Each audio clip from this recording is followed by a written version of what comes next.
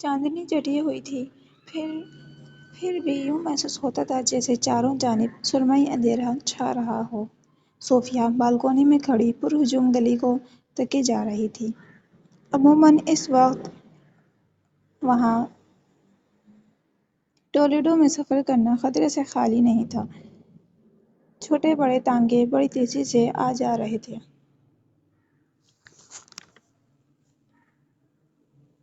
لگتا تھا جیسے وہ کسی کی منتظر ہے، اور پھر اچانک اس کے چہرے پر ایک سیاہ سا لہر آ گیا۔ اس نے چونک کر سر جھکایا اور پھر ایک دم اس کا چہرہ سرخ پڑ گیا۔ وہ کمرے میں واپس آ گئی۔ اگلے ہی لمحے لولو کسی طوفان کی طرح کمرے میں داخل ہوئی۔ اس کے انداز میں ایسی جلد بازی تھی کہ دروازہ اور کرسیاں لرز اٹھیں۔ ڈونا صوفیہ سینٹ اینجلو، کیا کر رہی ہو یہاں تم؟ کیا کچھ پڑھ رہی ہو؟ ہاں، میں پڑھ رہی تھی۔ تم بالکونی میں نہیں گئی؟ کیوں جاتی میں؟ اوہو، میں البینہ کے ساتھ اوپر ہوں نا، وہ میرے جوڑا لے کر آئی ہے جو مجھے آج پہننا ہے، مگر میرا دل ہی نہیں لگ رہا تھا اوپر۔ مجھے بالکونی میں جانا تھا۔ میں نے کل رابرٹ سے کہا تھا کہ وہ اپنا سرمئی کوٹ پہن کر ٹھیک 6:30 بجے یہاں سے گزرے۔ پتہ نہیں وہ آیا بھی تھا یا نہیں۔ رابرٹ 6:30 بجے یہاں سے گزرا تھا اور اس نے اپنا سرمئی کوٹ بھی پہنا ہوا تھا۔ ارے واہ، تمہیں کیسے پتہ چلا؟ تم تو بس اپنی کتابوں میں مگن تھی۔ میں کھڑکی کے پاس تھی۔ اور تم نے رابرٹ کو پہچان لیا؟ تم نے آج تک اسے دھیان سے دیکھا بھی نہیں۔ زبردست، کیا بات ہے؟ کیا اس نے تمہیں دیکھا، تمہیں سلام کیا؟ ہاں۔ کیسے کا کیا مطلب ہے؟ جیسے وہ ہمیشہ کرتا ہے۔ اور تم نے بھی اسے سلام کیا؟ تو کیا سمجھتی ہو میں کوئی بدتمیز ہوں؟ مسکرا کر سلام کیا۔ نہیں، اب یہ مجھے معلوم نہیں۔ صوفیہ، تم بالکل بھی خوش اخلاق نہیں ہو۔ کل شام رابرٹ نے مجھ سے تمہارے بارے میں بات کی تھی۔ میرے بارے میں کیا بات کی اور کیا کہا کہ میں بد اخلاق ہوں؟ نہیں، لیکن وہ مجھ سے پوچھ رہا تھا کہ تمہارے اس طرح الگ تھلگ رہنے کی وجہ کیا ہے، تمہارے اور میرے مزاج میں اتنا فرق کیوں ہے، اور پھر مجھے تمہاری تعریفوں کے پل باندھنے پڑے کہ تم مجھ سے زیادہ اچھی ہو، زیادہ اچھے مزاج کی ہو اور زیادہ محبت کرنے والی ہو۔ بس خرابی یہ ہے کہ تمہاری یہ تمام خوبیاں چھپی ہوئی ہیں۔ اس نے میری پوری بات بہت توجہ سے سنی، پھر سوال کیا، کیا آخر تم اسے پسند کیوں کرتی ہو؟ ناپسند؟ ہاں، اس نے یہی کہا۔ ویسے اس کی بات کوئی غلط بھی تو نہیں ہے۔ تم اس سے کبھی بھی خوش ہو کر نہیں ملتی، مگر اس موقع پر بھی میں نے تمہاری لاج رکھی اور سفید جھوٹ بولا کہ دراصل تم تو اسے بہت زیادہ پسند کرتی ہو اور اس پر فخر بھی کرتی ہو۔ لولو، ہاں مجھے پتا ہے یہ سچ نہیں، لیکن رابرٹ تم کو پسند کرتا ہے۔ یہ بہت بری بات ہے کہ تم اس کے باوجود اس کے ساتھ اجنبیوں جیسا برتاؤ کرتی ہو۔ صوفیہ نے اس کے گلے میں باہیں ڈالیں اور اس کو پیار کیا۔ لولو نے فوراً اس کو تھام لیا اور بہت محبت سے سرگوشی کی۔ تم رابرٹ کے لیے اپنے دل میں تھوڑی سی جگہ نہیں بنا سکتی؟ اس وقت صوفیہ اس سے الگ ہو گئی اور کوئی جواب نہ دیا۔ خیر، لولو بات بدلتے ہوئے بولی، تم واقعی نہیں چلو گی ہمارے ساتھ؟ نہیں، میرے سر میں درد ہے۔ تم ماما کے ساتھ چلی جاؤ، میں خود ہی جاؤں گی اور بہت مزے بھی کروں گی۔ کیا رابرٹ بھی جا رہا ہے تمہارے ساتھ؟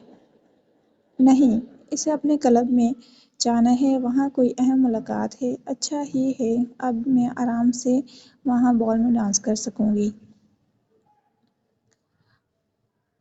اور جب اس بارے میں اسے پتہ چلے گا تو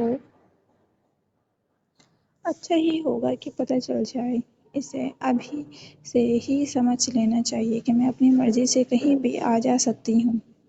وہ اس خوش فہمی میں نہ رہی کہ مجھ پر روک ٹوک کر سکتا ہے۔ میں کسی کی پابند نہیں ہوں۔ ایسا لگتا ہے تم اسے زیادہ پیار نہیں کرتی؟ پیار ہے مجھے، لیکن میرے اپنے انداز میں۔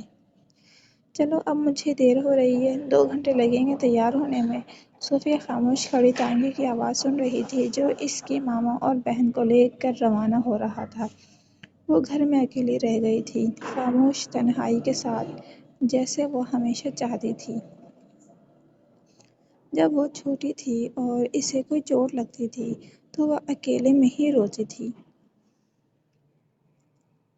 اندھیرے اور تنہائی میں۔ یہ عادت آج بھی اس کے ساتھ تھی۔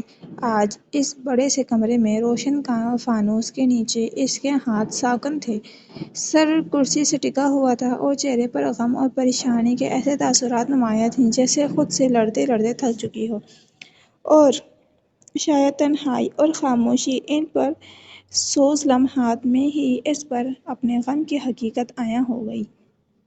وہ حقیقت جسے وہ خود بھی قبول کرنے کے لیے تیار نہیں تھی، جو انجانی میں بھی وہ ظالم تھی، انجان بھی تھی اور ظالم بھی تھی۔ اچانک کسی کے قدموں کی آواز نے اسے چونکا دیا۔ وہ رابرٹ تھا۔ اسے اکیلا پا کر وہ ایک لمحے کو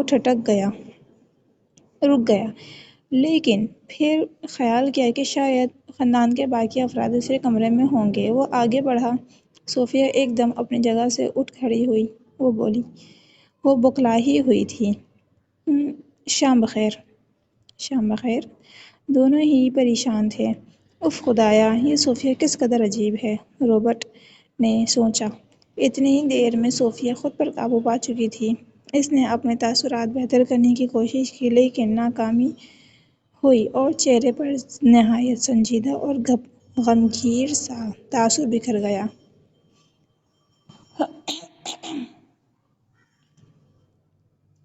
دونوں ایک دوسرے سے فاصلے پر بیٹھ گئے۔ آپ کی والدہ ٹھیک ہیں؟ جی وہ اچھی ہیں، شکریہ۔ اور لولو؟ وہ بھی اچھی ہے۔ اب دونوں طرف خاموشی چھا چکی تھی۔ رابرٹ ایک عجیب سا احساس ہوا، جیسے اچانک خوشی کے ساتھ کڑواہٹ گھل گئی ہو۔ کیا لولو مصروف ہیں؟ اس نے پوچھا۔ وہ ماما کے ساتھ ڈیلی نیوز بال میں گئی ہے۔ صوفیہ پر ایک بے صبری طاری ہو رہی تھی۔ اس نے اتنی جلد بازی میں جواب دیا، جیسے منتظر ہو کہ جلدی جلدی تمام سوالوں کے جوابات دے کر اپنی جان چھڑوا لے۔ یعنی صوفیہ گھر میں اکیلی تھی، اور اگر وہ یہ ظاہر نہیں کرنا چاہتا کہ وہ نہایت بد تہذیب آدمی ہے تو اسے کچھ دیر یہاں بیٹھنا چاہیے اور اس سے بات چیت کرنی چاہیے۔ یہ خیال آتے ہی اس کا دل چاہا کہ وہ فوراً یہاں سے بھاگ کھڑا ہو۔ اس کے باوجود وہ اپنی جگہ سے ہلا بھی نہیں۔ میں یہاں اس لیے آیا تھا کیونکہ ہمارے کلب میں تمام ارکان حاضر نہیں تھے۔ اس نے ایسے انداز میں کہا جیسے اپنے یہاں آنے کی دلیل پیش کرنا چاہتا ہو۔ لولو کو معلوم نہیں تھا کہ آپ آج آنے والے ہیں۔ معاف کیجیے گا۔ اوہ کوئی بات نہیں، رابرٹ نے بات کاٹتے ہوئے کہا۔ آپ نہیں گئی ان لوگوں کے ساتھ؟ آپ کو معلوم ہی نہیں، مجھے محفلوں میں جانا زیادہ پسند نہیں۔ کیا آپ کو مطالعہ کرنا پسند ہے؟ جی بہت زیادہ۔ آپ کو ڈر نہیں لگتا کہ اس سے آپ کو نقصان ہو سکتا ہے؟ میری آنکھیں ٹھیک ہیں۔ اس نے یہ کہہ کر مخاطب کے چہرے کی طرف دیکھا۔ اور خوبصورت بھی، رابرٹ نے سوچا، لیکن تاثرات سے عاری۔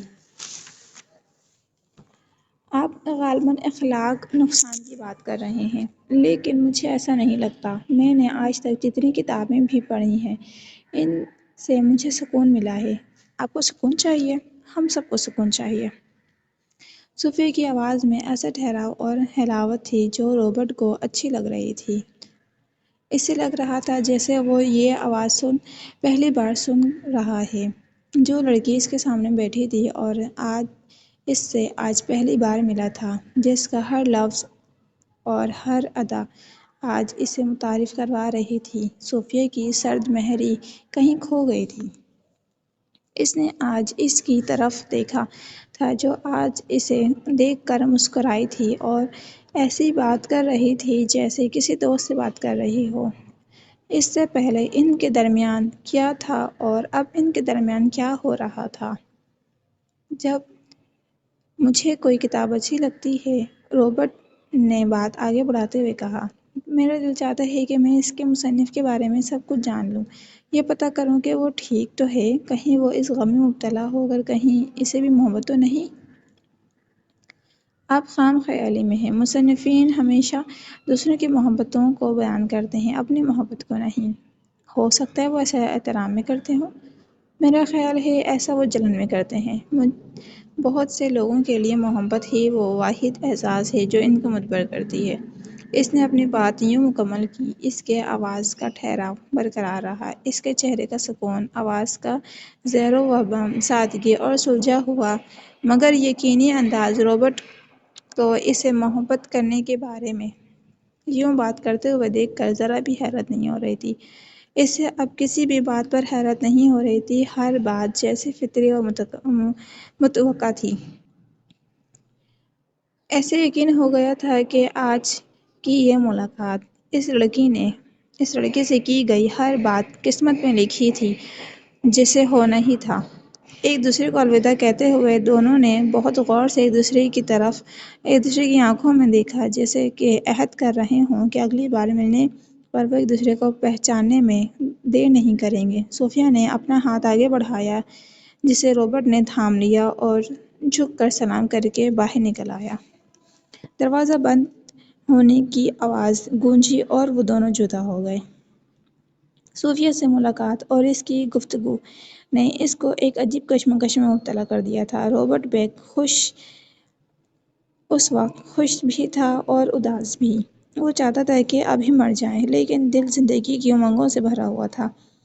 اسے سمجھ نہیں آ رہا تھا کہ لولو کے بارے میں کیا سوچے اور اپنے مستقبل کے بارے میں کیا کرے، جبکہ دوسری طرف صوفیہ بے حد خوش تھی، پھر بھی روئے جا رہی تھی۔ تکیے میں منہ چھپائے آنسو تھے کہ تھم نہیں رہے تھے۔ 3 مہینے گزر گئے۔ لولو کی شادی اب بھی ملتوی تھی۔ ماما کو یہ غیر ضروری التجا پریشان کر رہی تھی، تو لولو کی پیشی ہو جاتی اور وہ نئے انداز میں التوا کی وجہ دریافت کرتی۔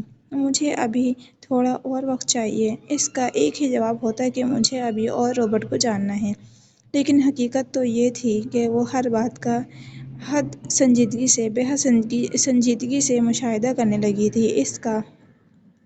اس کا اعلیٰ ابلائی پن، گھومنا پھرنا، ہنسنا، مستی مذاق سب کچھ جاری تھا، لیکن ان سب کے درمیان اس کا دھیان کبھی اپنی بہن کی جانب ہو جاتا اور کبھی رابرٹ کے کہے ہر الفاظ کے تانے بانے میں وہ الجھ سی جاتی۔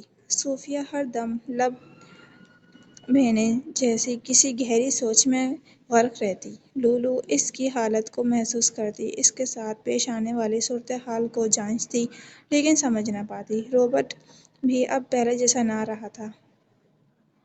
نہ وہ تحمل اور نہ ہی کوئی مستی۔ وہ اکثر گہری سوچ میں ڈوبا رہتا۔ چہرے کی مرجھائی رنگت، وہ ہر وقت کی بے چینی، وہ کم بولتا اور غائب دماغ رہتا۔ ایسی باتیں جن میں وہ پہلے بڑی دلچسپی لیا کرتا تھا، اب اسے متوجہ کرنے میں ناکام رہتیں۔ کبھی کبھی ایسا لگتا جیسے وہ اپنی اس حالت پر قابو پانے کی کوشش کر رہا ہو، لیکن یہ کوشش بس وقتی ہوتی۔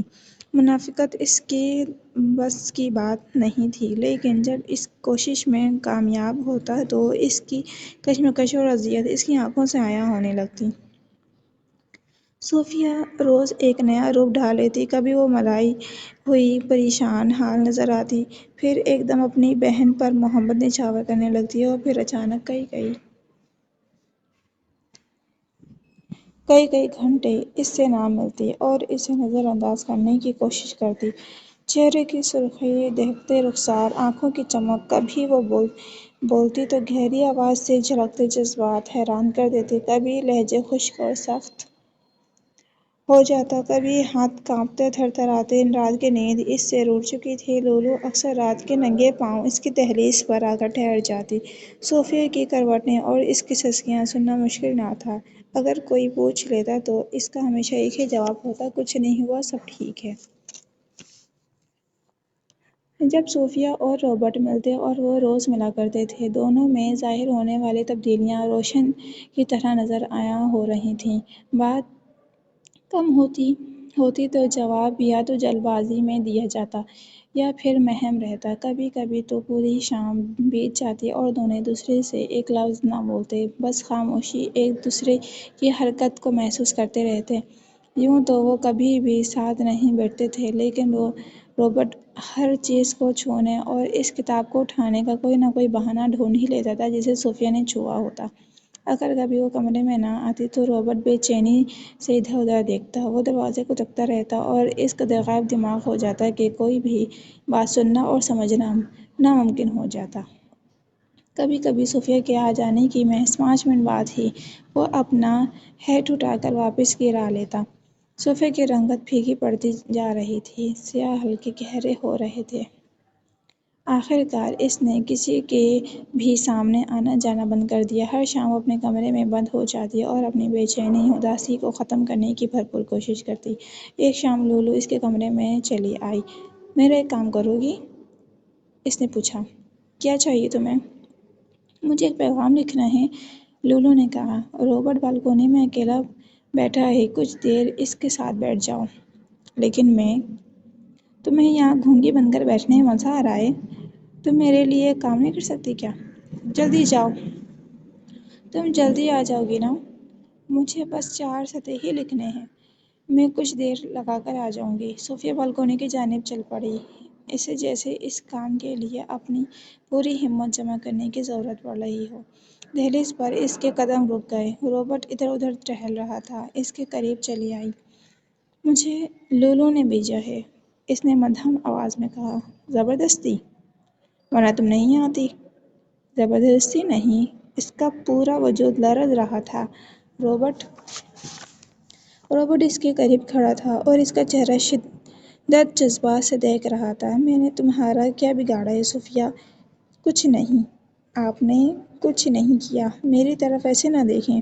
اس نے التجا کی۔ "یعنی تم جانتی ہو کہ میں تم سے بے حد محبت کرتا ہوں۔" "اوہ خدایا، پلیز چپ ہو جائیں۔" "رابرٹ، اگر لولو نے سن لیا تو..."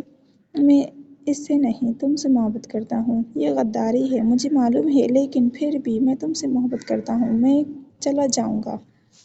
"ہاں جی!" لولو پکاری۔ وہ دوسرے دروازے سے بالکونی کی طرف آ رہی تھی۔ "تو اب دونوں کی صلح ہو گئی؟" لیکن کسی نے جواب نہ دیا۔ صوفیہ نے اپنا چہرہ ہاتھوں میں چھپا لیا اور وہاں سے بھاگ گئی، جبکہ رابرٹ ساکت سا کھڑا رہ گیا۔ وہ ایسے پتھر بن چکا تھا جیسے کوئی اسٹیچو ہو۔ "رابرٹ!" لولو نے اسے پکارا۔ "کیا ہوا؟" "کچھ بھی نہیں، میں جا رہا ہوں۔" اور اس کے الوداع کہنے کا انتظار کیے بغیر وہ وہاں سے چلا گیا۔ لولو کی آنکھیں اس وقت تک اس پر ٹکی رہیں جب تک وہ اس کی نظروں سے اوجھل نہ ہو گیا۔ پھر وہ کتنی ہی دیر اپنی جگہ کھڑی سوچوں میں ڈوبی رہی، اپنے ہی خیالات کے سائوں میں الجھی رہی۔ ایک یہاں، دوسرا وہاں۔ لولو نے سرگوشی کی اور تیسرا۔ "بس بہت ہو گیا، اب مجھے ہی کچھ کرنا ہوگا۔ میں آپ کو تمام وجوہات بتا چکی ہوں کہ میں رابرٹ سے شادی کیوں نہیں کرنا چاہتی۔" لولو نے ماما کو ایک سے بڑھ کر ایک وجہ بیان کرنے کے بعد کہا۔ "یہ تمام بیکار باتیں ہیں۔" ماما نے بے یقینی سے سر ہلاتے ہوئے کہا۔ "قصہ مختصر یہ ہے کہ اگر آپ کو کھلے الفاظ میں ہی میرا جواب سننا ہے تو سمجھ لیجیے کہ رابرٹ مجھے خوش نہیں رکھ سکتا اور میں اس سے شادی نہیں کرنا چاہتی۔ ہاں، تم نے کھل کر اپنا حال بتا دیا، لیکن یہ محض وقتی جذبات ہیں۔ رابرٹ تم سے محبت کرتا ہے، وہ خود کو سنبھال لے گا۔" اس نے تکرار کی۔ "تم نے اس سے وعدہ کیا تھا، ہم پیچھے ہٹ سکتے ہیں۔ اب وہ زمانہ نہیں کہ کسی کی زور زبردستی سے شادی کروائی جائے۔ دنیا والے کیا کہیں گے؟ ماما، ہم سے ہی یہ دنیا ہے اور اس کی روایت اور یہ لوگ۔ ان لوگوں کو میں نہیں جانتی۔ میں ان کو نہیں جانتی تو پھر میں ان لوگوں کی خاطر اپنی خوشیوں کو کیوں قربانی دوں؟ تم بہت غلط کر رہی ہو۔ میں رابرٹ کو کیا جواب دوں گی؟ اسے کیا کہوں گی؟ جو دل چاہے کہیے، آخر آپ میری ماں ہیں۔ اف خدایا، یہ کس امتحان میں ڈال دیا ہے تم نے؟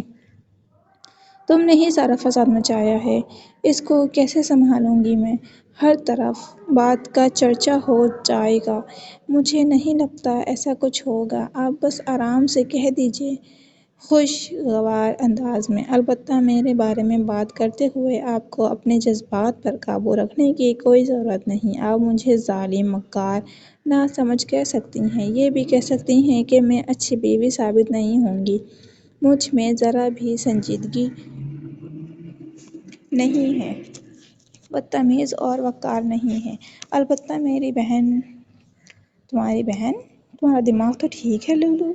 اوہو، ابھی تو آپ کو میری بات ناممکن لگے گی، لیکن رابرٹ اور صوفیہ کی بات بن سکتی ہے۔ وہ ابھی ایک دوسرے سے دور دور رہتے ہیں، لیکن مجھے لگتا ہے کہ دونوں ایک دوسرے سے ملیں گے، ایک دوسرے کے ساتھ کچھ وقت گزاریں گے تو ایک دوسرے کو پسند کریں گے۔ کیا پتہ ان کی بات بن جائے اور آپ کو بڑی بیٹی کی شادی پہلے کرنے پر ایک کامیاب ماں کا اعزاز حاصل ہوگا۔ سچ تو یہ ہے کہ میں ابھی 18 برس کی بھی نہیں ہوئی۔ میں ابھی زندگی مزہ مستی کرنا چاہتی ہوں، رقص کرنا چاہتی ہوں، نوجوانی کے یہ دن اپنی پیاری رحم دل ماما کے ساتھ گزارنا چاہتی ہوں۔ تم بہت تیز ہو، ماما نے مسکراتے ہوئے کہا اور اس کو گلے لگا لیا۔ تو بس طے ہو گیا کہ ہم رابرٹ کو یہ بری خبر آرام سے سنا دیں گے اور ساتھ میں یہ بھی کہہ دیں گے کہ ہم ہمیشہ دوست رہیں گے اور اس بات سے ہمارے خاندان تعلقات پر کوئی فرق نہیں آئے گا۔ اگر وہ دونوں ایک دوسرے کی طرف مائل ہو جاتے ہیں تو اچھی بات ہے، یہ تو نصیب کے کھیل ہیں۔ لیکن کیا تمہیں لگتا ہے کہ یہ معاملات اتنی آسانی سے حل ہو سکتے ہیں؟ تمہیں پتہ ہے مجھے لڑائی جھگڑے سے کتنی کفت ہے۔ اوفو میری ماں، مانو ماما، مجھے پورا یقین ہے کہ کوئی مسئلہ نہیں ہوگا، کوئی پتنگ نہیں بنے گا۔ رابرٹ بہت سمجھدار اور سلجھا ہوا ہے۔ مجھے یقین ہے کہ وہ بھی یہ نہیں چاہے گا کہ میں محبت کے بغیر اس سے شادی کروں۔ لیکن ان سب میں سب سے زیادہ ناممکن بات صوفیہ میں اس کی دلچسپی ہے۔ ناممکن سے ممکن کچھ نہیں ہے، صوفیہ نے کہا۔ لولو نے کہا، اف یہ لڑکی، تم تو کہاوتوں میں بات کرنے لگی۔ بس اب سب کچھ وقت پر چھوڑ دو۔ یہ وقت ہی ہے جو ہر غم کا مداوا کر سکتا ہے۔ البتہ جو بات کبھی نہیں بدل سکتی وہ یہ ہے کہ تمہارا دماغ جگہ پر نہیں ہے اور میں بس اپنی من مانی پر تلی ہوئی ہوں، اور فی الحال مجھے کچھ بھی سمجھ نہیں آ رہا اور میں ایک پاگل لڑکی ہوں۔ لولو کہتی ہے، آپ جو بھی کہنا چاہیں مجھے معلوم ہے مجھے سننا پڑے گا، کہیں نہ کہیں تو مجھے یہ سب سننا ہی پڑے گا۔ میں یہیں کھڑی ہوں، آپ کہیں بس شب بخیر کہو اور جاؤ سو جاؤ۔ شب بخیر میری ماما۔ شاید یہی صحیح فیصلہ ہے، ماما نے سوچا۔ لولو ابھی کم عمر ہے، جلد بازی میں کی گئی شادیوں کا انجام تو ہم سب کے سامنے ہے۔ خدا سب کے نصیب اچھے کرے، شاید یہی بہتر ہے۔ اف، لولو نے ایک گہری سانس لی۔ کس قدر باتیں بنانی پڑتی ہیں مجھے، ماما کو منانا آسان نہیں۔ ویسے میں ایک بہترین سفیر بن سکتی ہوں۔ کیا زبردست کامیاب حاصل ہوئی ہے مجھے۔ آج یہ محبت کی نہیں بلکہ لولو کی جیت کہنا چاہیے اسے۔ وہ صوفیہ کے کمرے کے باہر آ کر رک گئی اور کان لگا کر سننے لگی۔ اس کی آہیں سننے کے لیے زیادہ محنت کی ضرورت نہیں تھی۔ بے چاری صوفیہ کو سکون کا ایک پل بھی نصیب نہیں تھا۔ سو جاؤ صوفیہ، سو جاؤ۔ لولو نے نرمی سے سرگوشی کی اور دہلیز پر کھڑے ہو کر دل ہی دل میں اپنی بہن کو پیغام دیا، بالکل پریشان نہ ہو، تھوڑا آرام کر لو۔ آج میں نے تمہارے لیے کچھ کرنے کی کوشش کی ہے۔ اور پھر وہ میٹھی نیند سو گئی، اس یقین کے ساتھ کہ اس کی جان سے پیاری بہن خوش رہے گی۔ پھر ایک عقل مند، پرانے اور پراعتماد دوست کی طرح وقت اس کی ہر کوشش کو کامیاب کر دیا۔ اس نے خود سے پوچھا کہ چھوٹی بہن کو بڑی بہن کی شادی پر کیسا جوڑا پہننا چاہیے، نیلے ریشم کا شاہی جوڑا یا بادامی رنگ کا لیس سے سجا پھول دار جوڑا۔ اس نے رابرٹ سے پوچھا کہ شادی میں اس کے لیے بون تو ہوں گے نا، اور صوفیہ سے وہ رومال مانگا جو نرم، ملائم اور نازک سا بادل کی طرح ہلکا پھلکا تھا۔ رابرٹ اور صوفیہ کو یہ خوبی معلوم تھی یہ لڑکی اس معاملے میں بالکل دیوانی ہے۔ وہ اس کی نٹ کھٹ باتوں پر مسکراتے کیونکہ وہ اس سے محبت کرتے تھے اور وہ بھی ان دونوں سے محبت کرتی تھی۔ وہ تو ان دونوں کے لیے فرشتہ بن کر آئی تھی۔ میں تو ہمیشہ سے کہتا ہوں، روبرٹ مونٹو اپنے دوست سے شادی کے بارے میں بات کرتے ہوئے کہہ رہا تھا کہ میاں بیوی کو ایک دوسرے سے بالکل مختلف ہونا چاہیے، مشرق و مغرب کی جتنا مختلف، تاکہ دوسرے کو سمجھ سکیں، ایک دوسرے میں دلچسپی لے سکیں اور دو جہان ایک قالب بن سکیں۔ اگر میاں بیوی ایک جیسے مزاج کے ہوں گے تو ان کی زندگی دو سیدھی لکیروں جیسی ہوتی ہے جو ہمیشہ ساتھ چلتی ہے مگر کبھی مل نہیں سکتی۔ اور یہ بھی کہ شادی کے لیے محبت لازم ہے۔ میں تو ہمیشہ سے کہتا ہوں۔ کہانی ختم ہوئی۔